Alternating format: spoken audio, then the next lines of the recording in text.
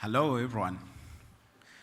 I have the pleasure to be one presentation away from your dinner and closing the day, so we'll make sure that we don't take too much of your time, but we want to get into another space where we want to talk about an emerging area which we heard about earlier today, and this concerns artificial intelligence. So if you're like me and you get fascinated by the sheer imagination of what AI can do, and also the possibilities that lie ahead, especially for us in healthcare. But because, before I go on, I would also like to mention that this is not a new concept. It is something that has been here with us actually from the last decade, when people are investigating about machine intelligence. But before I call my distinguished panel of speakers, I would also just like to mention that we have also seen quite a lot of excitement about artificial intelligence, but above all, we have also seen some myths, and some people ask the question, is artificial intelligence and computers coming to steal our jobs, to take over the world? And we are here to try and demystify some of those things, but also bring it closer home as far as healthcare is concerned. So I would like to quote some very good words which were once spoken by the co-founder of a company called DeepMind. Dennis Hassabis once said that AI is no longer a science fiction, but it's actually a it's a science fact. And he went on to encourage us to, instead of fearing it, to try and understand it, and to also put some efforts towards demystifying it. In this regard, I will be joined shortly by a panel of two colleagues who would give us a bit of deep dive into this topic, and hopefully we'll leave here a bit more energized about AI and less fearful about what AI has to offer. So without taking much more of your time, I would like to invite on the stage Neveen Kamel, who will present to us about the revolution of AI in pharma industry. Neveen is a pharmacist here in Egypt. She currently works as the head of regulatory affairs in North Africa, Egypt, and Africa developing markets at Merck Pharmaceuticals. She also leads the scientific office for Merck here in Egypt. She has quite a lot of experience in regulatory affairs as well as in regulatory policy. So welcome on stage, Neveen, and present to us about revolution of AI in pharma industry.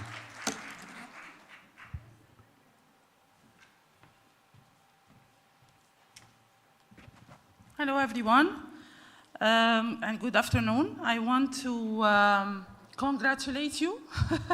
You are resilient people to be sitting all this day, the whole day. So thank you very much for you being here. I have lots of challenges. I need to finalize my slides in 12 minutes. And I need to keep you awake until the roundtables with the authorities. I'm very proud to be here and honored for the second time in AfriSummit. I'm very happy to see it growing. Without further delay, so today I think it's very exciting to talk about the AI. This topic is very exciting for me and for everybody, and we want to see how it is moving in the pharma industry.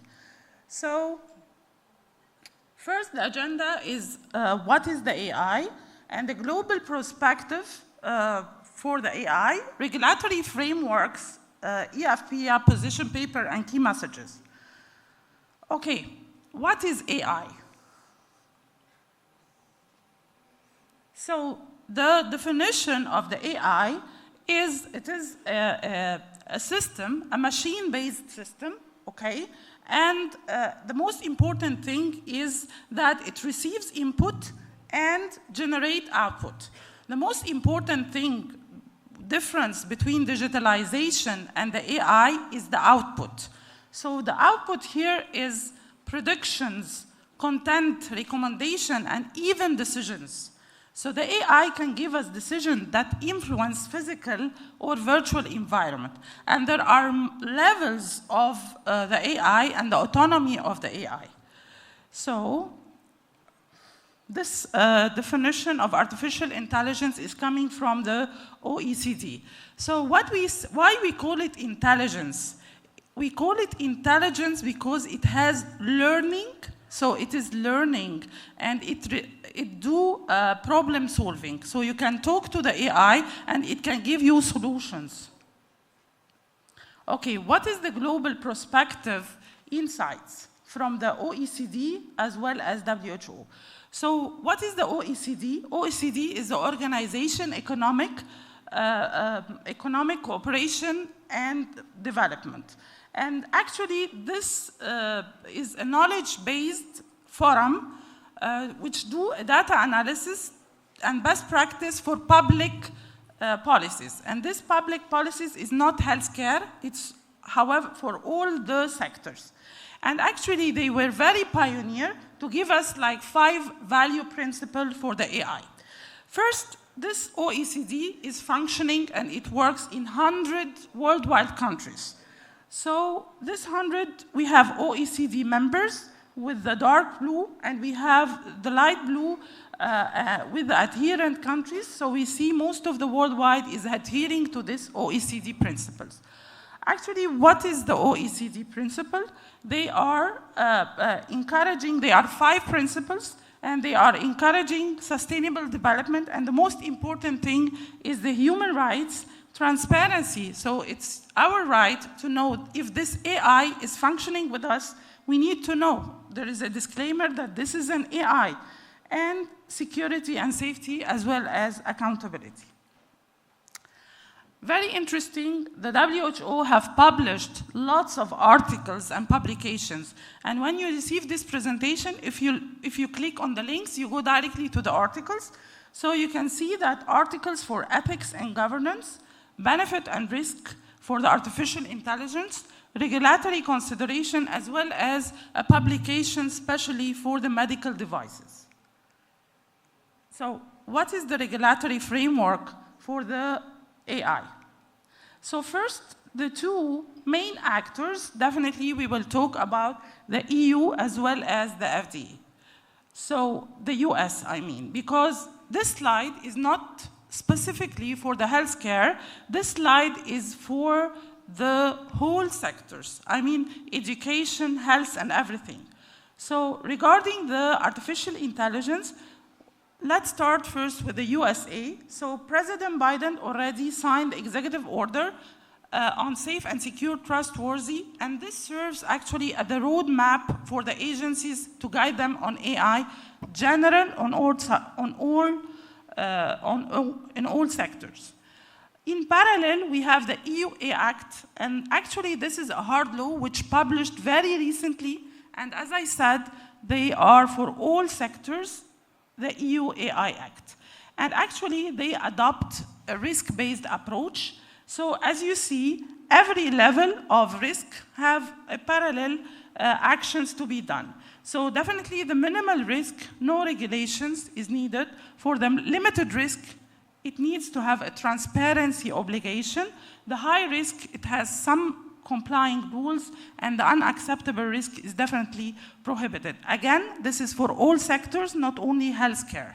But if we want to talk specifically about the medicine, okay, so for the drug development and medical device, definitely we go for the FDA and the EMA, and both of them are the main actors for regulating drug development.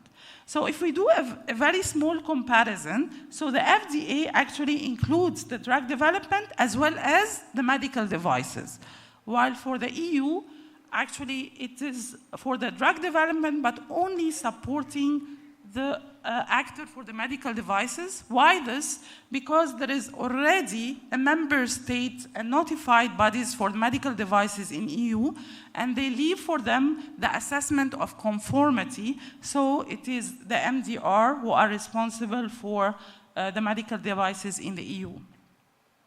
One important aspect we need to talk about.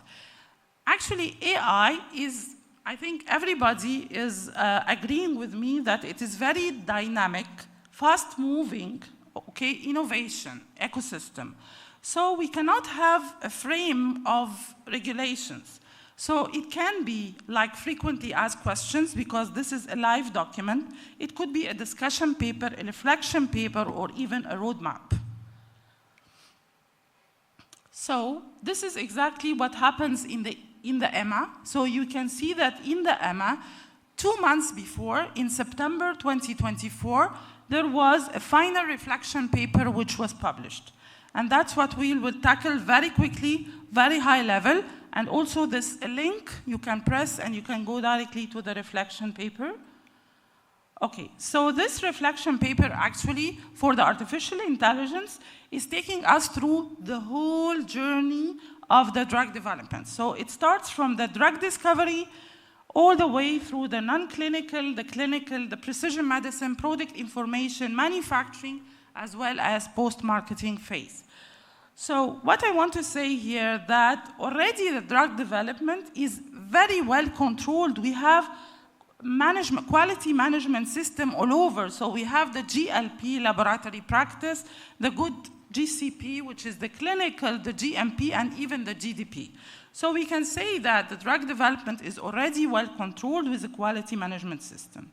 What is the reflection paper is talking about? If we take it very high level, one by one, so for the drug discovery, the reflection paper says that AI in the drug discovery, they consider it low risk. If you remember the triangle of the risk-based approach, why it is low risk? Because it's mainly impacting the sponsor. It's the very early phase. However, they say if there are any thing to take care of, we need to mitigate any biases. This is for the drug discovery. From the non-clinical trials, AI to enhance data analysis while potentially reduce the animal use. Clinical trials, so the reflection paper is saying using of AI need to adhere to the ICH E6 GCP guidelines, so meaning no bias to patient selection or primary endpoint. Precision medicine, and I think this is very interesting because AI is used even to tailor treatment based on various factors. So it can even do propose the product design and influence even the dosing. However, this application is referencing the SMPC, our summary of product characteristic and the indication. However, the reflection papers see it as a high risk because it is directly to the patient, so any error can impact the patient.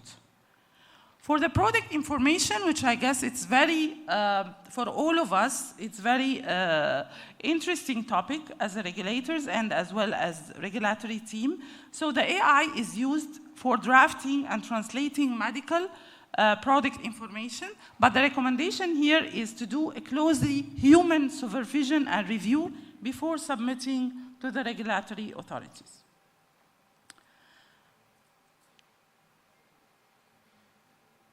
Sorry. For the manufacturing,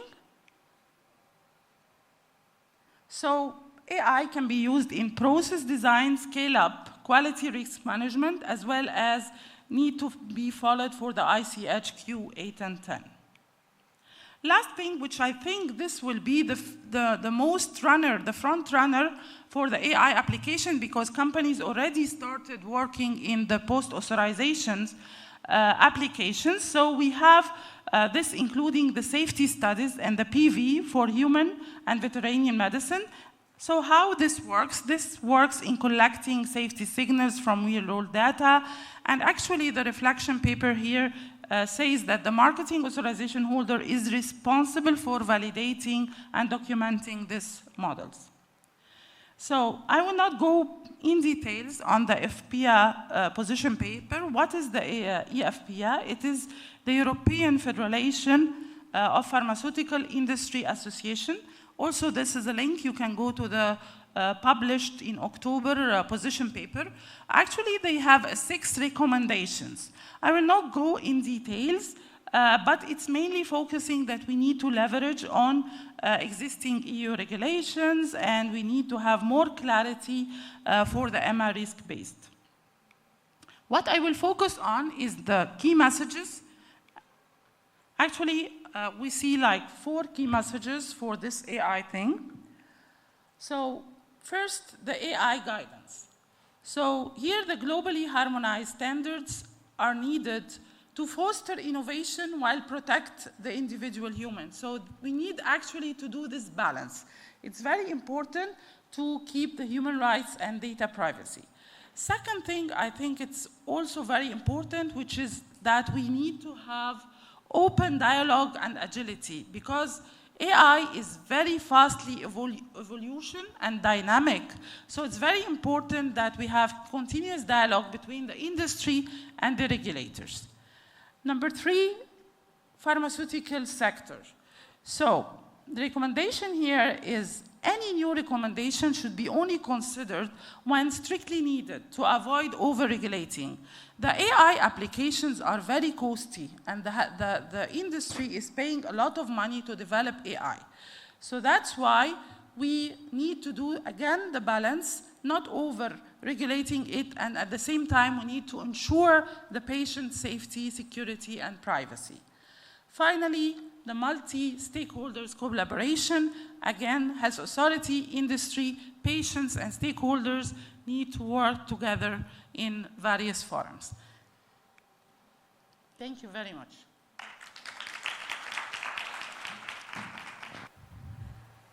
All right. Sorry for that. And thank you for that message that you've given us concerning AI and the fact that AI, let's first of all give a round of applause to Neveen for a good presentation. And thank you for sharing the key messages concerning AI and showing us that it is actually there with us. It's actually useful throughout the entire drug development life cycle. And to continue with that conversation, I would like to invite the next speaker in the name of Alessandro Lazdins.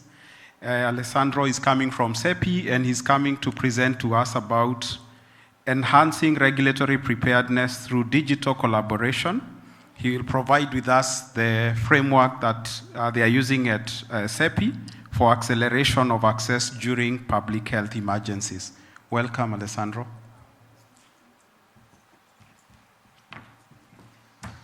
All right, thanks, John. Thanks, organizers, for inviting me here today. And I just saw that our timer has reached 0, so that's it for my talk. No, I'm here on behalf of CEPI. So CEPI is the Coalition for Epidemic Preparedness and Innovation. We are an organization whose vision is a world in which epidemics and pandemics are no longer a threat to humanity. And our mission is to accelerate the development of vaccines and other biologics countermeasures against epidemic and pandemic threats so they can be accessible to all people. Now, I want to start our conversation on AI around what it takes to develop a vaccine. So we've all seen similar graphs of the traditional drug development, vaccine development timelines that can take 5+ years. Now, during COVID, we saw this compressed and accelerated to reach about 350 days. And after further analysis and reviews, we identified that if you really did everything in the best way possible during the COVID times, we could maybe have reached a 250 to 300 days time frame to reach the vaccine and have it available. But with CEPI and other stakeholders, we've come together to set up this ambitious target of 100 days, the 100-day mission to have a vaccine available within 100 days of a pandemic being declared. But for that to happen, we need more than just optimized timelines. We need a real paradigm shift in the way that we think about drug development end to end. And a key pillar of that is our regulatory framework and how we manage a regulatory system. We had some really fantastic conversations today around how technology can be used to leverage and accelerate developments and access to products. And I want to give you a little bit of a flavor of how CEPI is thinking about it. So very briefly, we've established what we're calling the regulatory preparedness framework, which essentially is set out in 2 phases. We have a preparedness phase, which, as it mentions it, is a phase that happens during peacetime outside of a public health emergency. And then we have an emergency phase. During the preparedness phase, it's really the time where you sit there, collect data, and engage your stakeholders and lay the groundwork to accelerate a vaccine development. During the emergency phase, which is when we know what the threat is and we kind of have a vaccine that is potentially available, we will set, during that time, we really need to leverage all the information that we've gathered during the preparedness phase and accelerate approvals or accelerate submissions and reviews to then hopefully have a very quick approval and authorization for access. To do this, we are really thinking about setting up a technology that kind of provides all the information to all parties as quickly as possible. And this is through leveraging technologies like cloud-based computing, but also we're seeing how AI and other systems can be integrated. I'm not going to spend too much time on this because it's, yeah. Aside that, CEPI is a general R&D funder. So we fund a lot of programs and projects in vaccine development. And all of these, and that span the whole life cycle of a classic R&D process. And what we're starting to kick off now is our AI work stream. And essentially the idea of this AI work stream is to say, okay, we have all of these different projects and all of these different projects that are generating data. How do we create an AI infrastructure that can speak to that can leverage the data from each of these projects, speak to each other, and then kind of accelerate a drug development, a vaccine development pathway. And from a regulatory perspective, the key component that we're really thinking about is guidelines, regulations, all the kind of laws and things that set out how we do a submission, how things are reviewed and authorized. So we're working with an organization called FRPath that has set up a database collecting and analyzing all of the different emergency use pathways that are available out there. And we want to train AI models on those to then activate and kind of provide a really quick response on what the optimal regulatory pathway is for a given pathogen, for a given geography, and for a given product, whether that's an mRNA-based or a classic protein vaccine, etc. So in conclusion, and I've been really brief, and definitely come grab me and ask me more questions if you're interested, but regulatory preparedness is essential, and although a lot was done during COVID to streamline the processes, more can be done, and if we want to reach the 100-day mission, things really need to be, we really need to kind of reach a paradigm shift. This regulatory preparedness framework is our kind of answer to it, and it's really there to challenge existing systems. Within that, we're really seeing how AI can be integrated in all of our development projects, in all our technology processes to accelerate our mission, and all of this will hopefully help us get to 100 days faster. Thank you very much.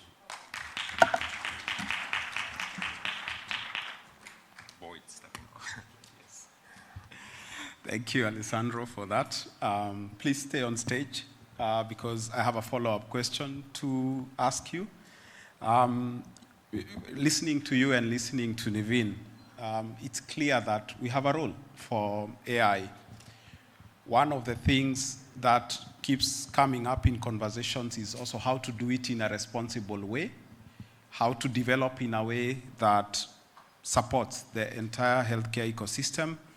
And I just wonder if you have some thoughts that you could share briefly on what are some of the pitfalls that we need to be aware of, and how can we, especially here in Africa, develop this AI ecosystem in a very responsible way, which is beneficial rather than harmful?